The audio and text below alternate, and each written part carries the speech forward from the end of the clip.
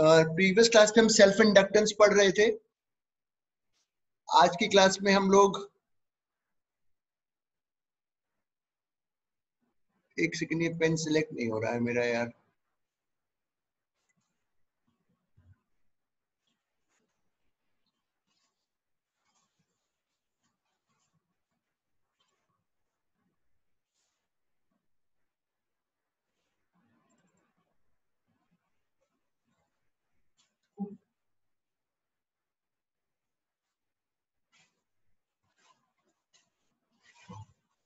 Previous class में हम लोग सेल्फ इंडक्टेंस पढ़ रहे थे। आज हम लोग म्यूचुअल इंडक्टेंस पढ़ेंगे। तो इसमें क्या होता है, ये भी बहुत इजी है।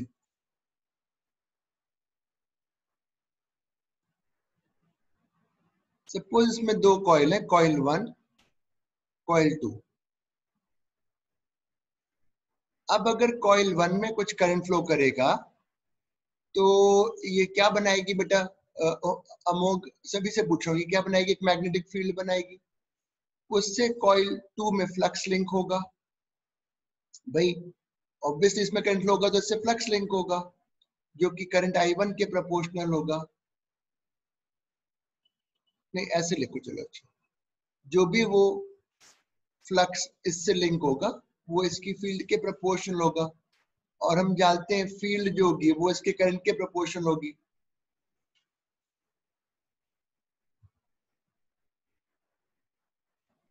M is mutual inductance. अगर किसी तरीके से आपने करंट को बदला कॉइल 1 में, तो EMF आ जाएगा। दिस विल बी कॉल्ड,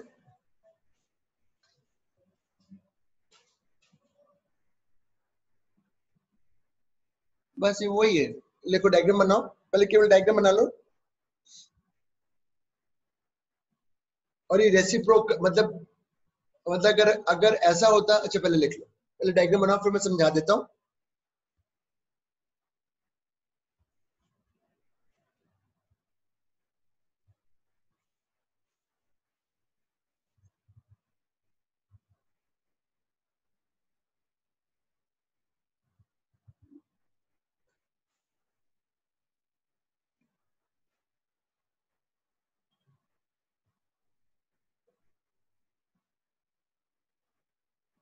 केवल डायग्राम बनाना है।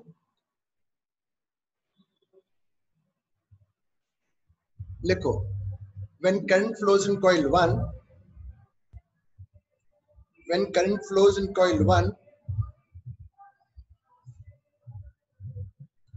flux will link with coil 2. Flux will link with coil 2. If the current is changed in coil 1, sir एक और बार रिपीट कर दीजिए। मैंने बोला if current flows in coil 1, flux will link with coil 2. और आगे कह रहा हूं if current in coil 1 is changed, if current in coil 1 is changed, then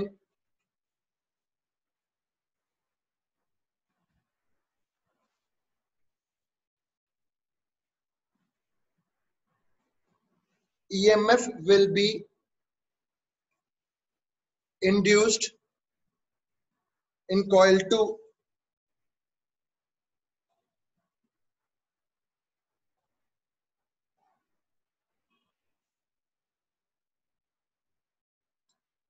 This EMF is called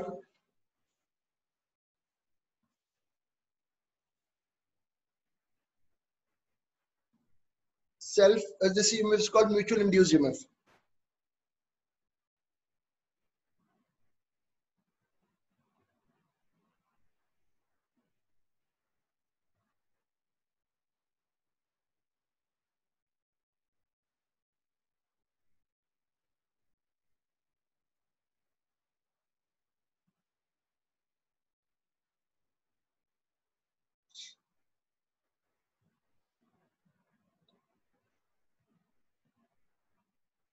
Srinivas थोड़ा लेट आए हो, देखो। हाँ सॉरी सर। कोई नहीं, 2 मिनट सुन ले बेटा, मैं कुछ सिखा रहा हूँ।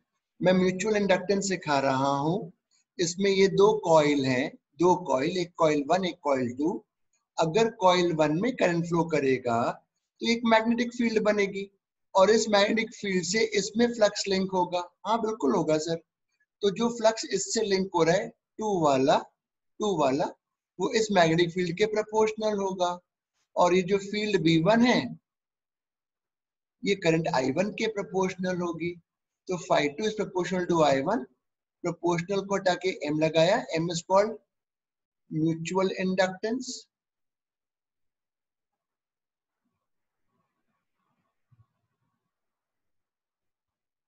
और फिर सब वही चीज है।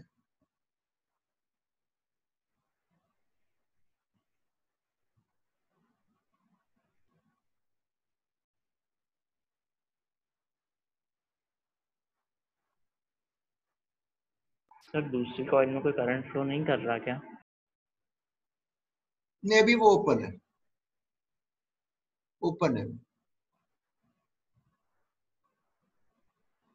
वो उसको ओपन रख।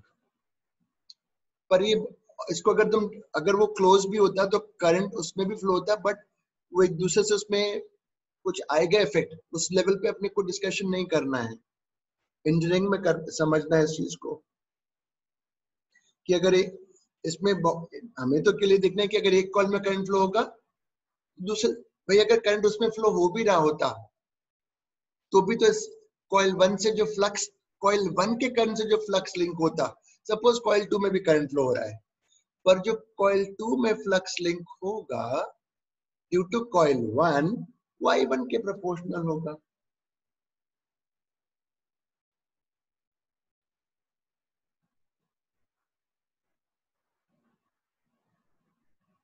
लिख लिया होगा, आई होप। सिंपल है,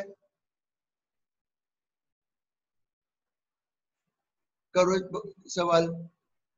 coil 1, in coil 1 current is 2 ampere and the flux linkage with coil 2 of 100 turns is 20 Weber. 20 Weber the total flux. What is the mutual inductance?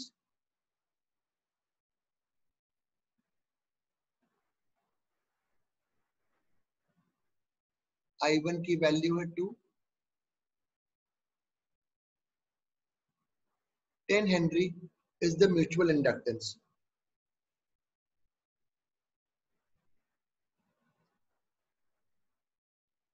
इसका बी पार्ट में ऊपर लिख रहा हूं।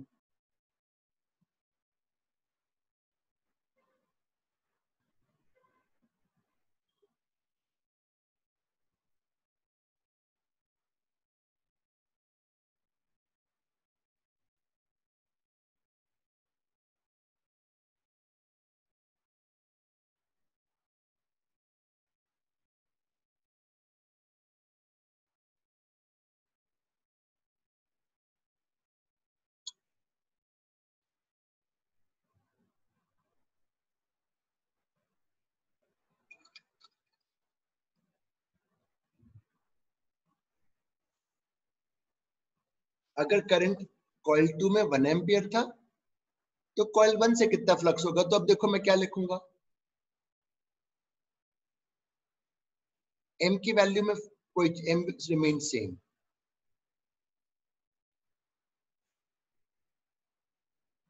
10 weber.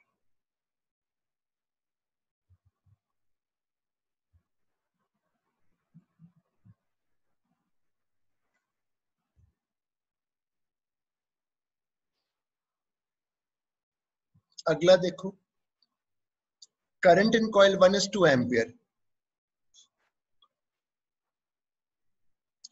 and flux linkage with coil 2 of 100 turns is 2 Weber per turn. 2 Weber per turn. Find the mutual inductance. तो बेटा Weber per turn है, तो जो टोटल फ्लक्स होगा वो 200 वेबर होगा।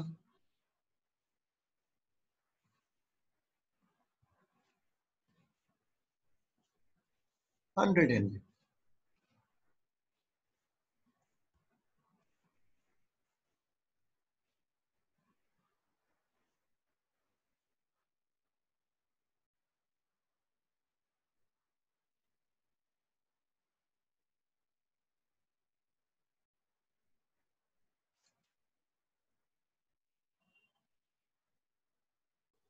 सर हाँ बेटा बोलो। सर पहले वाले में -10 हेनरी कैसे आया? माइनस कहाँ पे बेटा? माइनस ऊपर कहाँ है? हैं? वो कहाँ माइनस? सर। इक्वल्स टू है वो। कहाँ पे? अच्छा ठीक है, नहीं इक्वल टू है वो। नेक्स्ट करो। मैं पढ़ता हूं, तुम इंफॉर्मेशन लिखना। Current in coil 1 2 ampere having 20 turns, flux linkage is 5 Weber per turn। अब मतलब self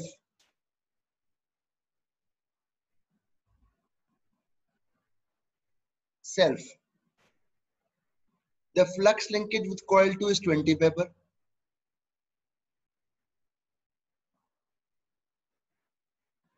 and this coil has 5 turns but 20 Weber there। Find self inductance L1। coil L1 का self inductance तो ठीक है, अपना फ्लक्स अपने current से linkage दिया हुआ है, 2 एम्पियर करंट था, इससे टोटल फ्लक्स बताओ। 5 वेबर पर टर्न, 5 वेबर पर टर्न और 20 टर्न्स है।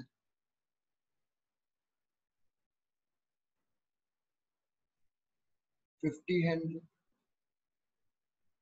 म्यूचुअल बताओ। म्यूचुअल में दूसरी कॉल से टोटल फ्लक्स दिया हुआ है।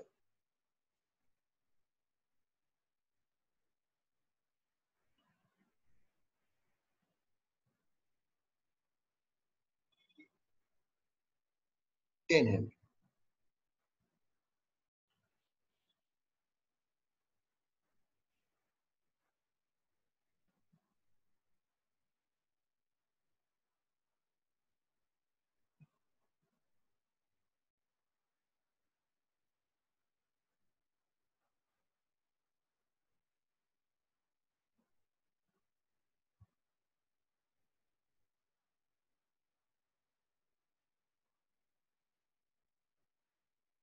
आगे ले जा रहा हूँ क्वेश्चन को।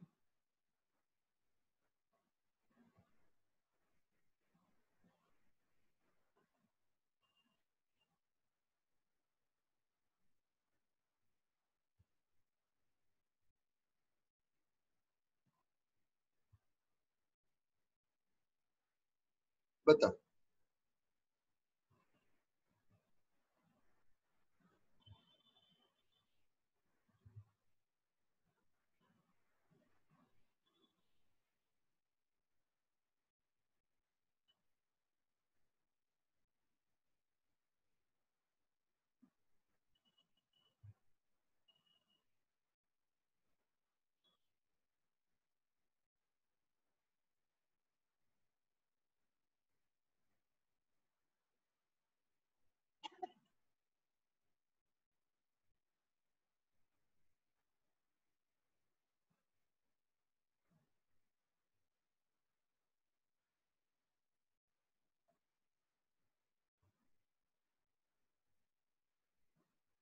बताओ क्या होगा। तो मैं लिखूंगा म्यूचुअल इंड्यूस ईएमएफ जो टर्म है, ऐसे लिख दिया, बस अब सॉल्व कर दिया। एम आपने निकाल लिया था 10 और करंट बढ़ रहा है 4 एम्पीयर की rate.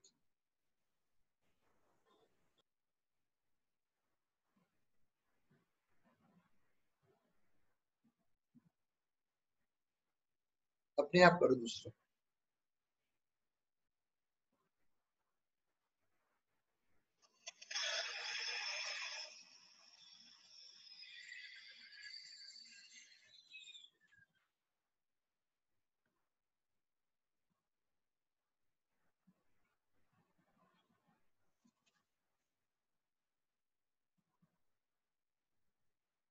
Do the second one।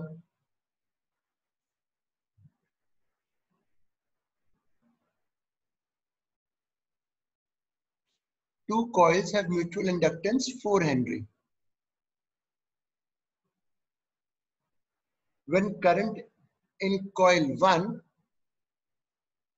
is 2 ampere, what is the flux with coil 2? तो ठीक है sir,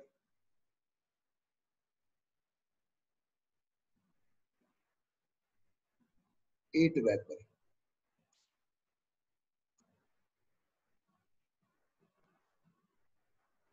When current in coil 2 is 1 ampere, then what is the flux with coil 2? तो m में डाल दो, m कितना था? 4. 4 वेबर. समझ में आ गया, मतलब इतना इजी है ये.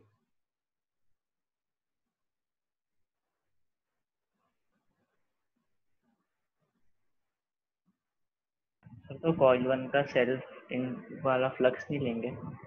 काय का क्या? सर कॉइल 1 खुद में भी तो फ्लक्स इंड्यूस करेगी ना.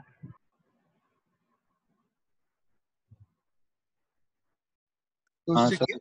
तो नहीं मतलब मतलब मैंने तो, अरे एक सेकंड, मैंने म्यूचुअल इंडक्टेंस दिया हुआ है. कॉइल 1 में करंट इतना है तो 2 से फ्लक्स निकालने को बोल रहा हूँ, खत्म हो गई बात यार.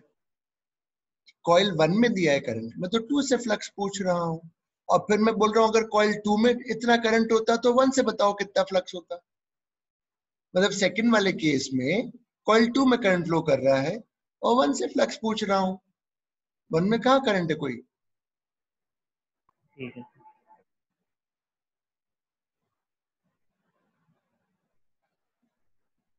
डायग्राम बनाओ.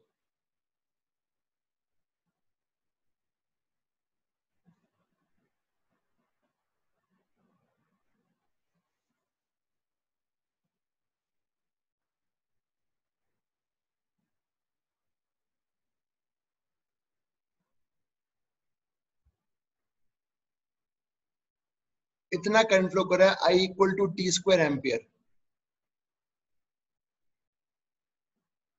और m दिया 4 हेनरी. I दे दिया, बिल्कुल सही है सर, कोई प्रॉब्लम नहीं है. म्यूचुअल इंडक्टेंस दे दिया, यहाँ पे 2 ओम दे दिया, और इसका प्राइम इसमें करंट दे दिया. क्वेश्चन है find heat in 2 ohm in 0 to 2 second.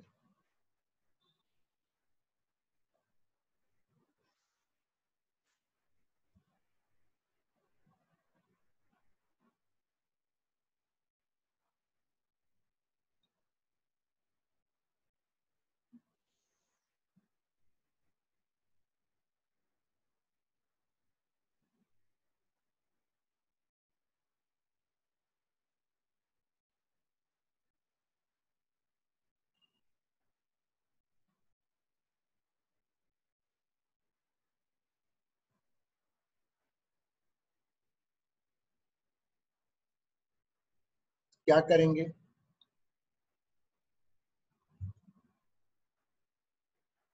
देखो, पहले आप E2 में इसमें वोल्टेज बताओ कितना आ रहा है मैग्नीट्यूड के फॉर्म में. पहले वोल्टेज बताओ. म्यूचुअल इंडक्टेंस 4 है, टी स्क्वायर का डिफरेंशियल 2t, 80 वोल्ट. अब मुझको बताओ इसमें जो करंट फ्लो करेगा I2, सब ध्यान सुनना, सब बता दोगे. Voltage divide by the resistance 4t ampere. अब इसके बाद हीट का सवाल हो गया बेटा. पावर होगा इसमें I स्क्वायर इंटू आर, तो स्मॉल अमाउंट ऑफ हीट होगा 16 टू 16 हो गया 30.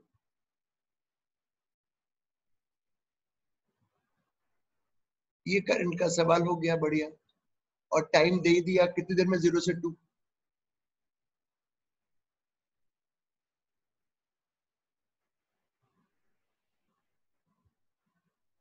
ये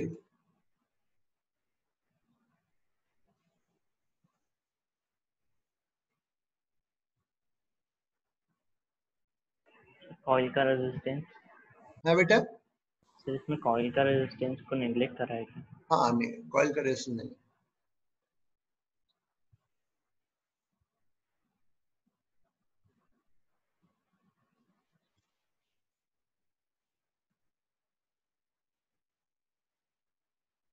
अभी तक तो कभी कॉइल का रेजिस्टेंस लिया ही नहीं अपन।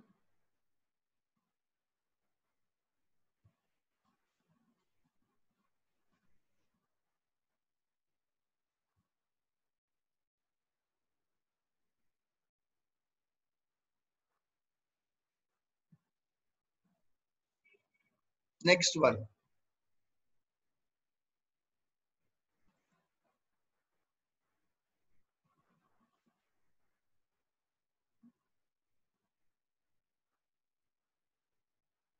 क्यों शाश्वत से बात हुई थी अविरल?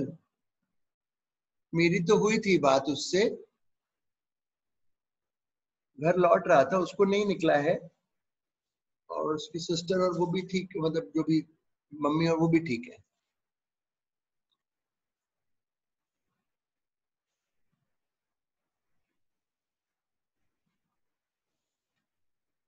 करंट दिया हुआ है इस वाली कॉइल में I equal to T square ampere.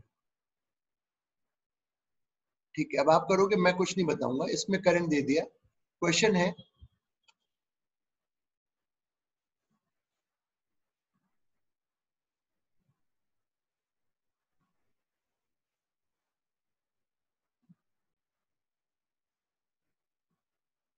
करो।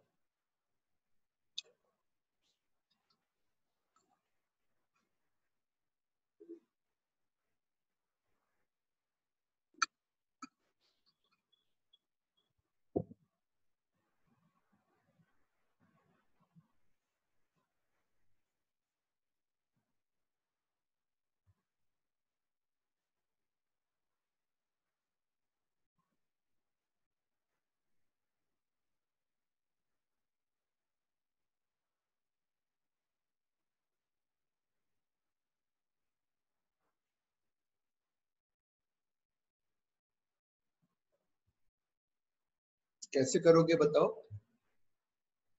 सब लोग ट्राई करेंगे। करंट सर कैसे निकालूंगा, मेरे तो समझ में नहीं आ रहा है। Sir 32 ampere. हाँ बेटा, 32 एम्पियर। अभी देखते हैं। चलो पहले मैं ईएमएफ निकाल लेता हूँ अगली ब्रांच में। इंडक्टेंस मॉड ले रहा हूँ, करंट यहाँ पे है 2t, ये ईएमएफ हो गया 80 वोल्ट। ठीक है, ये यहाँ का वोल्टेज आ गया। अब जो भी चार्ज होगा कैपेसिटर में वो 4 इंटू वी। सही बोले बेटा?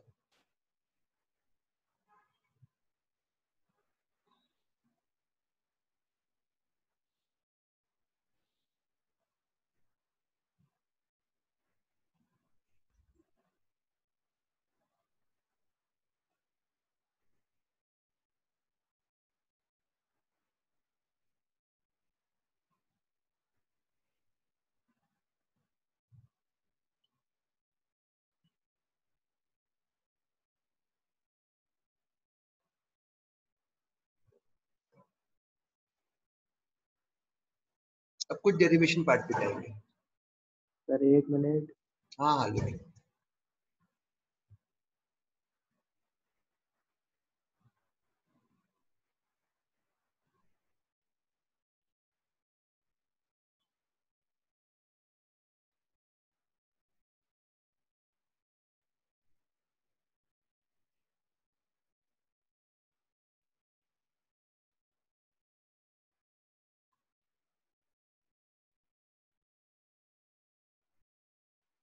हाँ सर।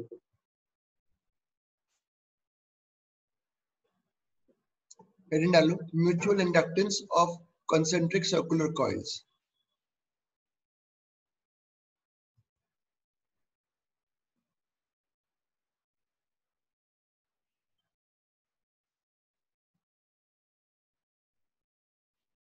डायग्राम बनाओ।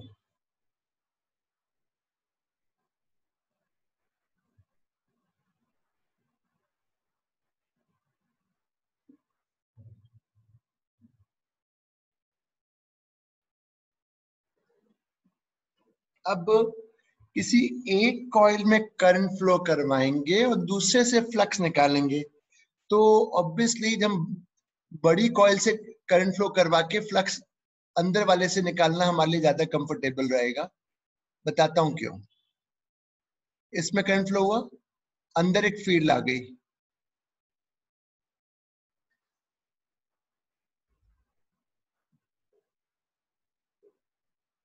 सिंस ये बेटा छोटे के साथ ही कर सकते हैं। सिंस R1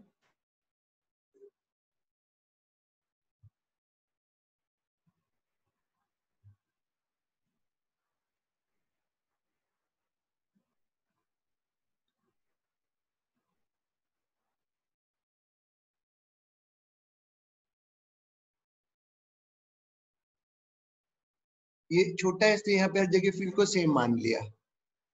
तो अब मैं इससे फ्लक्स निकाल देता हूं 1 से, वो होगा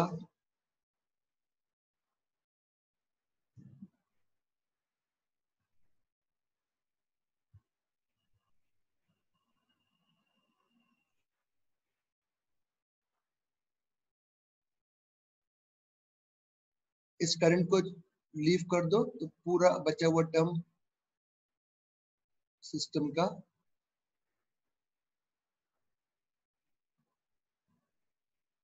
ले लो। ये आ गया, इसको याद रखना है।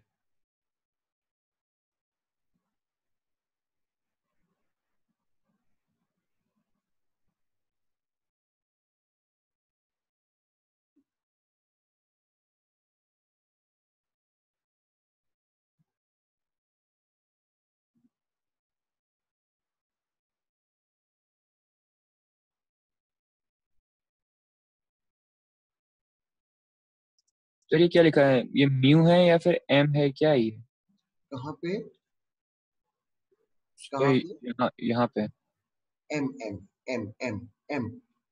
करंट ओके को छोड़ देंगे तो बचा हुआ टर्म म्यूचुअल इंडक्टेंस है ना बेटा, ये एम है। M, this is M. Okay sir.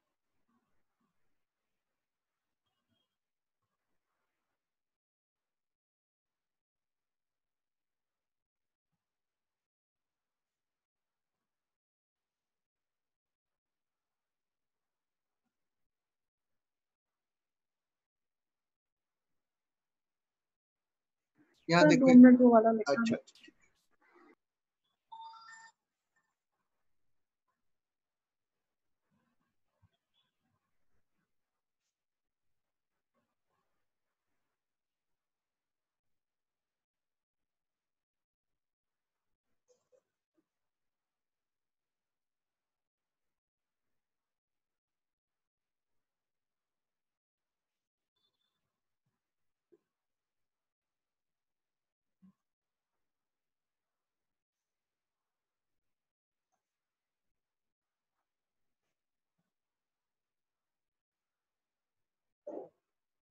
लिख दिया सर। ठीक है, अब लिखो mutual inductance of a coil with solenoid. ये भी आसान है।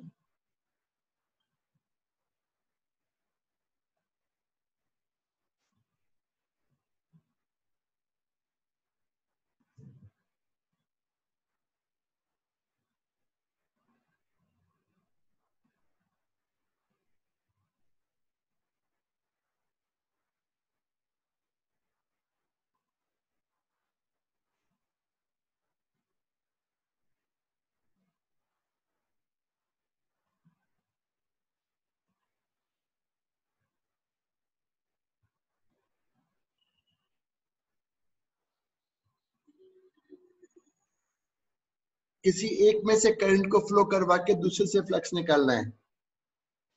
तो तुम मुझे बताओ किससे करंट फ्लो करवा कर तुम किससे फ्लक्स निकाल सकते हो?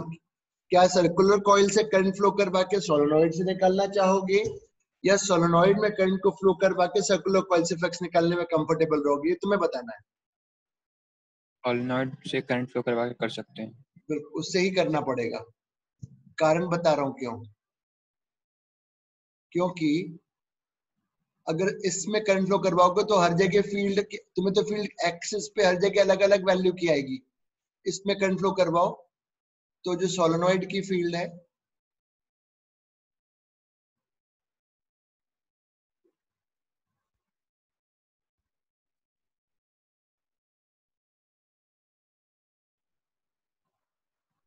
ये सोलेनॉइड की फील्ड हो गई।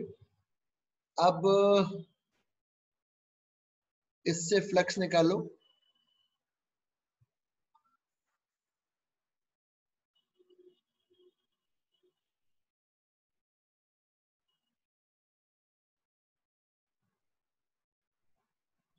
करंट को बचा हुआ करंट को छोड़ के जो पूरा टर्म है वो म्यूचुअल इंडक्टेंस है सिस्टम का।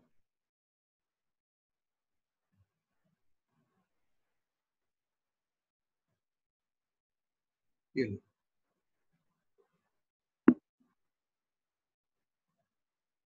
सर ये क्या लिखा है? कहाँ पे? तो जो सर्कल कर रहा है कहाँ पे? सर, ये I2 है ना? हाँ I2 है।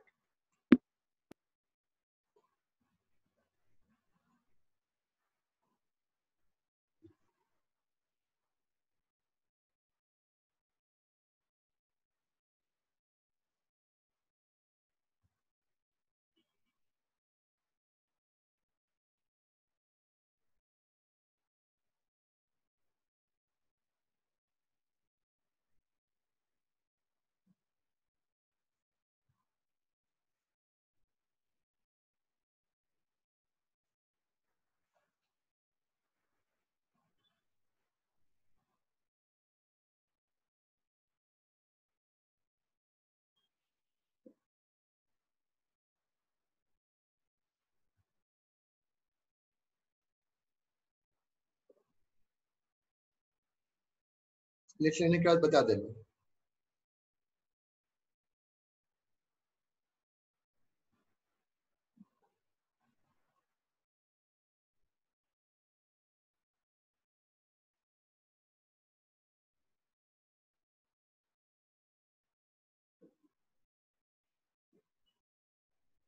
लिख लिया बेटा जी? Yes sir. अच्छा, इसमें यही फॉर्मूला बन जाएगा अगर सर्कुलर कॉइल की जगह मैंने ये लिया होता और इसके साथ साथ एक और ले लिया होता, तो the formula would have remained same.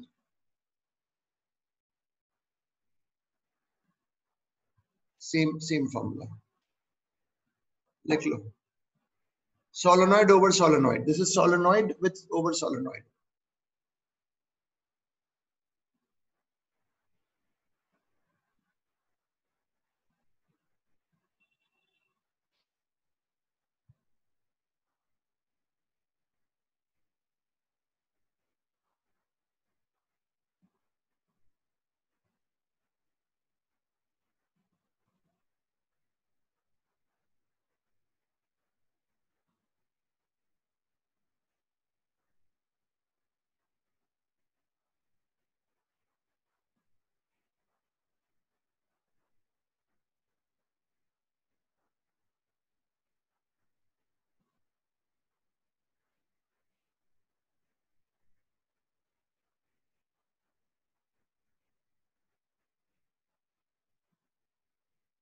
लिखो इंडक्टर्स इन सीरीज।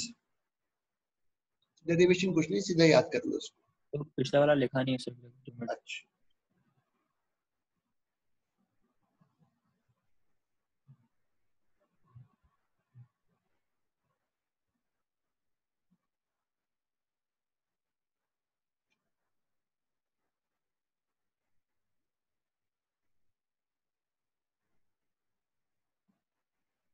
हाँ सर लिख लिया।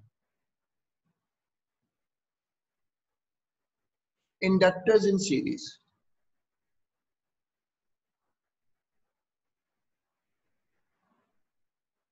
Effective is L1 plus L2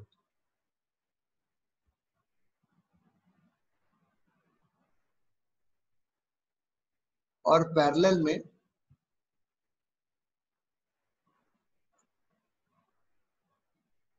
इसमें ये अज्यूम करा जा रहा है कि इनमें म्यूचुअल इंडक्टेंस नहीं है, इसमें भी और इसमें भी, मतलब एक दूसरे के साथ कोई म्यूचुअल इंडक्टेंस नहीं है।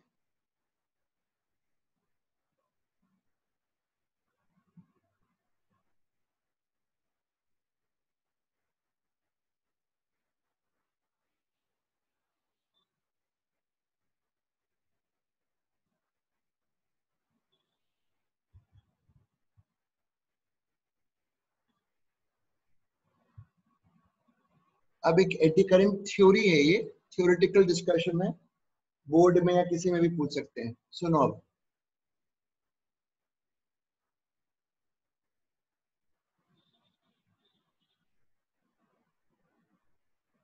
बहुत आसान है। सपोज एक मैग्नेटिक फील्ड और ये एक ऐसे मेटल का ब्लॉक है,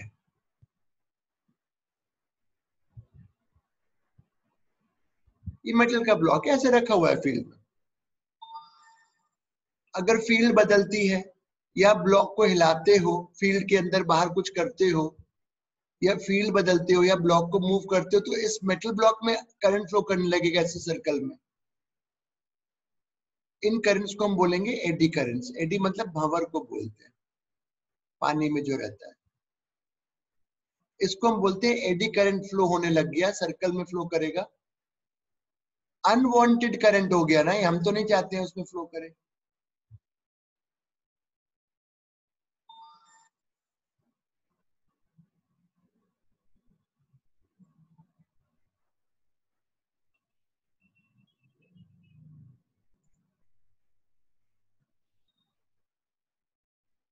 It will result in energy loss, heating and energy loss। अभी रुको मैं लिखवा रहा हूँ सब एक एक। भाई आपके इसमें बीएचएल में जाओगे, वहां मैग्नेटिक फील्ड भी है, वहां बहुत सारी तरीकों की मशीनरी रखी हुई है, कॉइल्स है सब। तो अगर किसी मेटल के आसपास अगर मैग्नेटिक फील्ड बदली तो उस मेटल में करंट फ्लो करने लग जाएगा अंदर, और उससे हीटिंग होने लगेगी, लॉस होने लगेगा एनर्जी का। तो पहली बात, ये जो करंट है इसको एडी करंट बोलते हैं, क्योंकि भंवर की तरह गोल गोल गोल गोल उस मेटल में फ्लो करता है। डायग्राम बनाओ, फिर इसको हम कैसे मिनिमाइज करते हैं वो बताऊंगा, कैसे एडी करंट को हम कम कर सकते हैं वो बताया जाएगा, और एडी करंट के कुछ यूजेस हैं वो बताए जाएंगे। तो पहले डायग्राम बना लो।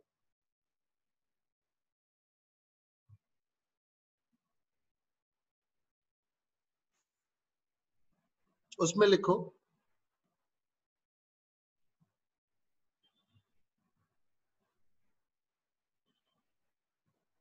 if flux is changed with the metal body, if magnetic flux is changed with the metal body,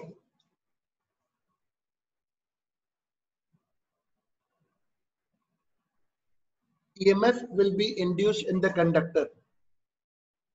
EMF will be induced in the conductor.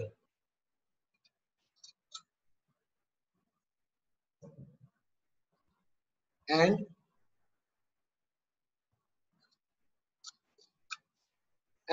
this will cause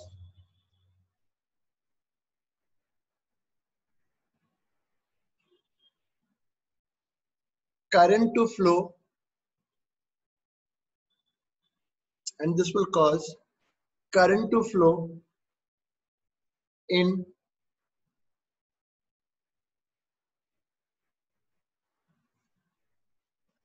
circular loops.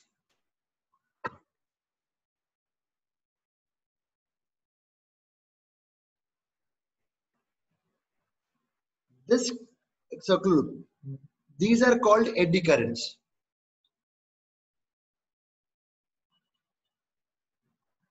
These are called eddy currents.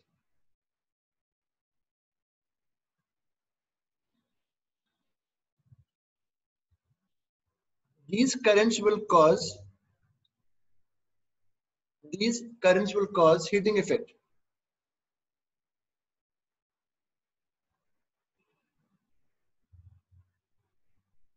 And will result in energy loss.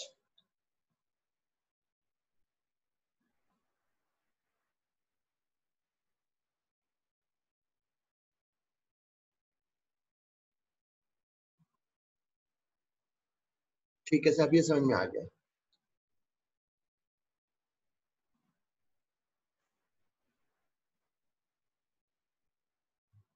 In order to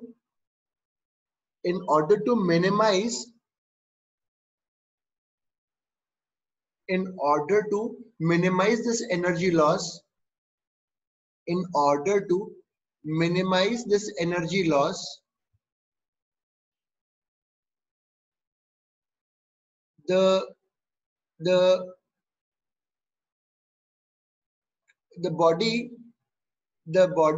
conducting body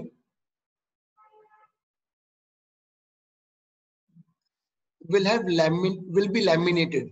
The conducting body will be laminated. अब sir ये क्या कर बोल रहे हो? Laminate मतलब क्या? Laminate का क्या मतलब हुआ? Will be laminated. क्या? हाँ बोलो बोलो बोलो. सर अपन ऐसा भी तो कर सकते हैं कि बॉडी को धीरे धीरे मूव करेंगे तो धीरे भी तो धीरे धीरे धीरे अगर मूव करेंगे बॉडी को तो भी तो फिर अजीब सी बात करो. बीएचएल में यहाँ से वहां सामान जा रहा है तो वो धीरे धीरे मूव करेंगे क्या? मजाक कर रहा हूँ. सुनो मेरी बात. अब सुनो मेरी बात. ये तो ऐसी बोला मैंने. अब ट्रांसफार्मर हुआ भाई. कई जगहों पे ऐसी मशीनरी होगी, कई जगहों पर ऐसी मशीनरी लगी होगी जिसमें मैग्नेटिक फील्ड होगी ही होगी, और वहां पे वो कंडक्टिंग बॉडी के साथ फ्लक्स बदल रहा होगा. कई सारी मशीनरीज, मोटर हो गया, जनरेटर हो गया, ट्रांसफार्मर हो गया. ठीक है. जब तुम 10th क्लास में थे तो तुमने देखो ये पढ़ा था. छोटा सा तुमने पूछा तो बता रहा हूँ. 10th क्लास में थे तो एक मोटर नाम की, जनरेटर नाम की चीज पढ़ी थी आपने, याद करो. ये मैग्नेट के पोल्स है और यहाँ कोर है और ये घूमता था. तो बेटा ये मैग्नेटिक फील्ड के कारण से ये घूम रहा है. इसमें अंदर फ्लक्स बदलने लगेगा. इस कोर में करंट डेवलप होने लगेगा, एनर्जी लॉस हो जाएगा. तुम यहाँ बोलोगे साहब मैं तो धीरे घुमाऊंगा नहीं, तो पॉसिबल नहीं ना बेटा. समझ में आ गया मयंक? क्या तुम्हारा डाउट क्या था भाई? इंडस्ट्री में कई सारी ऐसी चीजें यूज होंगी जिसमें ट्रांसफार्मर एक है, मोटर है, जनरेटर है, जिसमें मैग्नेटिक फील्ड होगी ही होगी, और उसमें कोर भी होगा आयरन का, और मैग्नेटिक फील्ड के कारण से उस कोर में फ्लक्स बदलेगा, तो अनवांटेडली उसमें करंट डेवलप होने लगेगा और हीट आने लगेगी. उस चीज को हमें मिनिमाइज करना है. कैसे? वो बताया जा रहा है.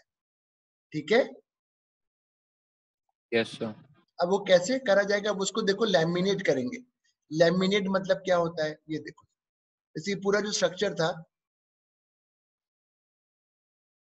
मतलब जो ट्रांसफार्मर और इन सब के जो कोर्स बनाए जाएंगे वो ऐसे, बता रहा हूँ क्या करा जाएगा इसमें. क्या करेंगे जस्ट अभी बता रहा हूँ.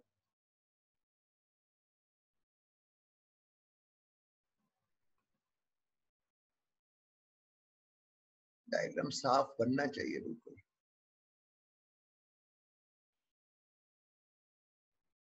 अब देखो क्या होगा.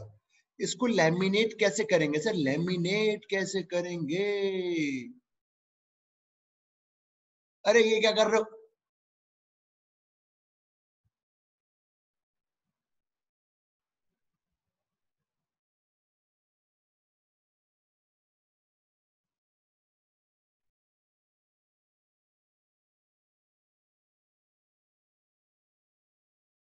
ये बीच बीच में इंसुलेटिंग, मतलब इंसुलेटिंग शीट्स लगा दी. हाँ अनंत, तू कुछ पूछ रहे हो? कुछ नहीं गलती से हो गया. हाँ, बीच बीच में ऐसे इंसुलेटिंग शीट्स लगा दी. तो अब क्या होगा? ये जो करंट का जो पाथ है ये कम हो जाएगा. करंट तो अभी भी फ्लो होगा, पर उसका पाथ जो है वो कम हो जाएगा. पाथ जो है ना वो कम हो जाएगा, क्योंकि ये इंसुलेटिंग है तो पूरे में फ्लो नहीं करेगा. पाथ कम हो जाएगा. दिस विल रिड्यूस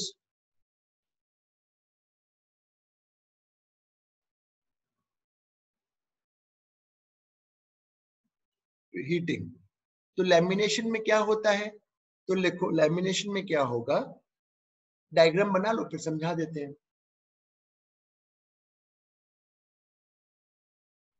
पाथ कम हो गया ना, रेजिस्टेंस पे फर्क पड़ गया. अब पहले बड़े बड़े लूप में फ्लो कर रहा था, अब कम छोटे लूप में फ्लो कर रहा है, तो हीटिंग लॉस कम हो जाएगा.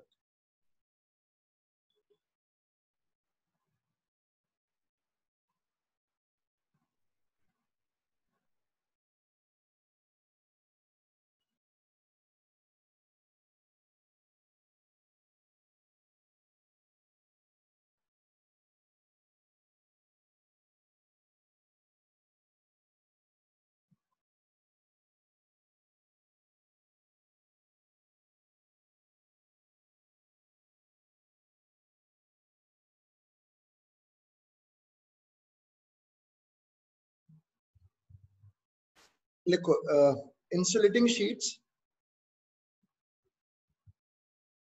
insulating sheets are inserted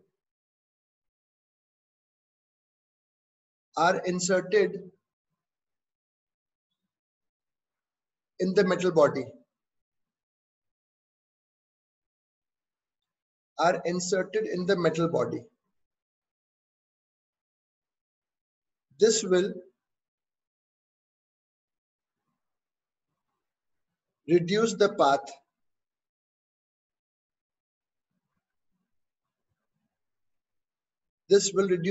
of current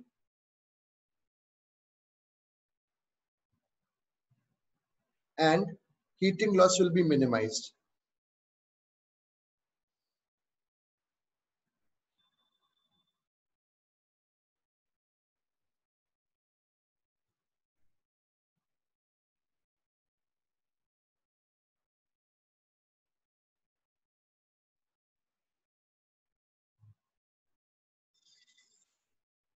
अब यूजेस देख लो, बस इसका डिस्कशन कर लो. Uses of eddy current. कुछ यूजेस भी हैं बेटा, ऐसी बात थोड़ी ना कि हर चीज वेस्टेज ही है. Uses of eddy current.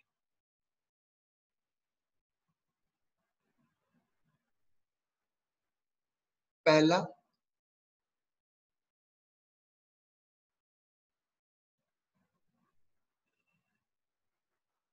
Localise heating. ये क्या होता है सर? सपोज ये एक कोई भी मेटल की रॉड है.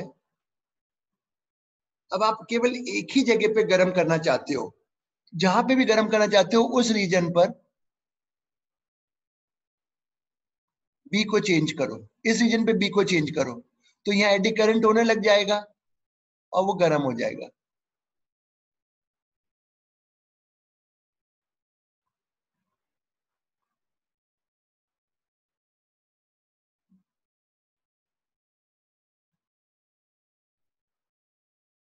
बिल्कुल सही सर. लोकलाइज हीटिंग के लिए यूज होता है. और बताते हैं.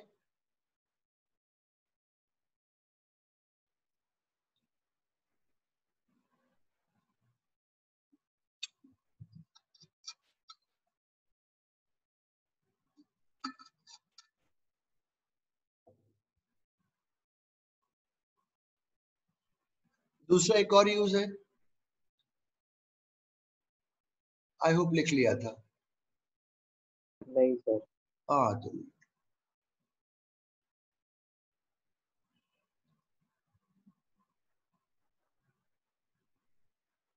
Induction furnace.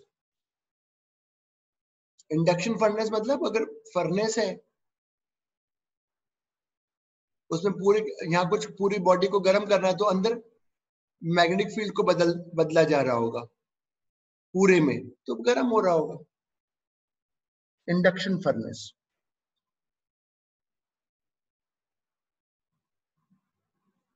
तीसरा जो तुम्हारे एग्जाम में पूछेंगे वो अब बताया जा रहा है, जो आपके एग्जाम के लिए इंपॉर्टेंट है. ये देखो तीसरा जो तुम्हारे एग्जाम के लिए, इसका यूज करूंगा मूविंग कॉइल गैल्वेनोमीटर में.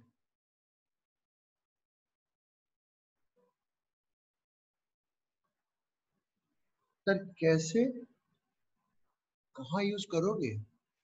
अब बताता हूँ कहाँ यूज करूंगा.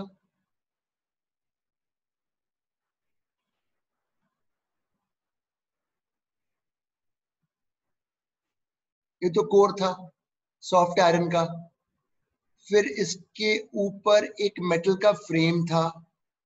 हाँ, और इस मेटल फ्रेम, लिख दो सर एक बार, और इस मेटल फ्रेम पर कॉइल है. वेरी गुड, ये कॉइल है. याद आया ऐसा कुछ मैंने कहा था कि मेटल फ्रेम, ये मेरा कोर सॉफ्ट आयरन का, मेटल का फ्रेम, उसके ऊपर कॉइल को बांधा हुआ है. तो बात ये थी कि सर आपने तब ये नहीं बताया था कि मेटल फ्रेम को के ऊपर क्यों बांधते हैं. तो अब बता रहे, रुक जाओ. ये पोल वोल बनाने की जरूरत नहीं है, ये तो मैं ऐसे ही बता रहा था. यहाँ पे पोल्स थे और आपकी एक मैग्नेटिक फील्ड थी, याद करो, बी था बी, और यहाँ एक स्प्रिंग था. पहले डायग्राम बना लो फिर आई टेल यू कि क्यों क्या यूज है.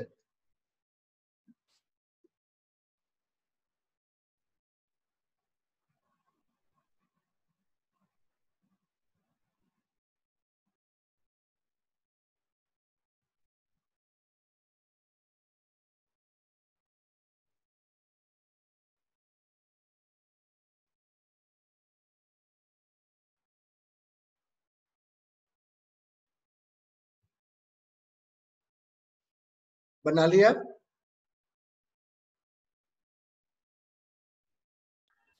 Yes, sir. हाँ, अब लिखो when current flows in the coil, when current flows in the coil of galvanometer,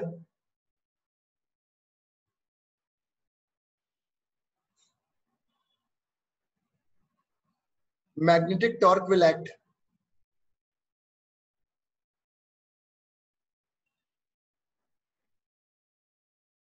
Magnetic torque will act.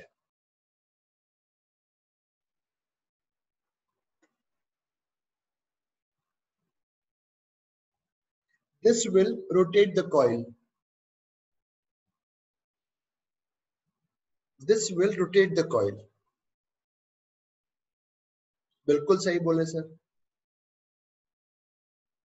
बिल्कुल ठीक बोले. The spring will twist.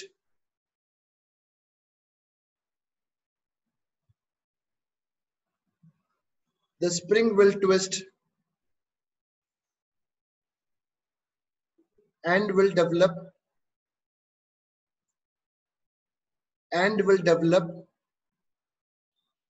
restoring torque. ठीक है सर, ये बात भी आपने ठीक कही. अब देखो क्या होता है, जो मेन चीज थी, ये आपकी कॉइल घूमी, बस 2 मिनट, ये आपकी कॉइल ये घूमी, किसी एक पॉइंट पर मैग्नेटिक टॉर्क और स्प्रिंग टॉर्क बराबर होंगे. हाँ सर, ये भी आपने बताया था, मैग्नेटिक टॉर्क और स्प्रिंग टॉर्क बराबर हो जाएंगे. बट यहाँ पे आके कॉइल रुकती नहीं एकदम से, इनर्शिया से आगे चली जाती है, ओवरशूट करती है और ऐसे ऑसिलेट करने लग जाती है रुकने से पहले. मैग्नेटिक टॉर्क लगा, यहाँ पे आके स्प्रिंग टॉर्क बराबर हुआ, बट रुकेगा नहीं क्योंकि इनर्शिया के कारण से वो आगे चली जाती है. And it starts oscillating like this. तो अब हम चाहेंगे कि ऑसिलेशन जल्दी से रुक जाए. तो क्या होता है, ये मेटल फ्रेम में क्या होगा, मेटल फ्रेम जब ऐसे ऑसिलेट करेगा तो मेटल फ्रेम में करंट इंड्यूस हो जाएगा और वो लेंज लॉ के हिसाब से ऑसिलेशन को डैम्प करने की कोशिश करेगा, कॉइल को रोकने की कोशिश करेगा. इसलिए मेटल का फ्रेम यूज किया गया. प्लास्टिक का करने थे तो उसमें एडी करंट नहीं आता. तो अब इसमें लिखो, हमने क्या बोला, due to magnetic torque the coil will turn. अब लिखो in the equilibrium position, in the equilibrium position,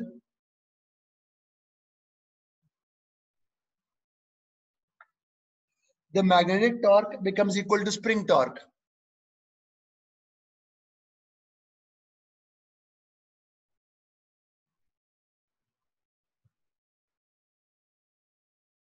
The magnetic torque becomes equal to spring torque.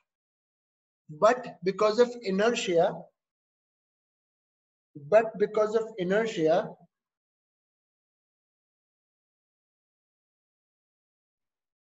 the coil will oscillate. But because of inertia, the coil will oscillate.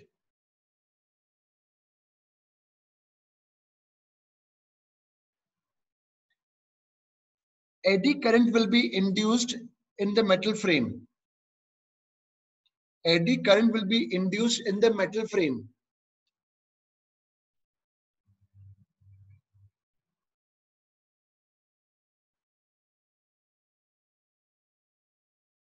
Which will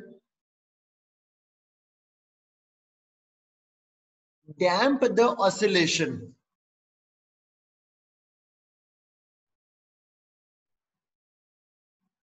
Which will damp the oscillation. बिल्कुल सही है, Lenz law.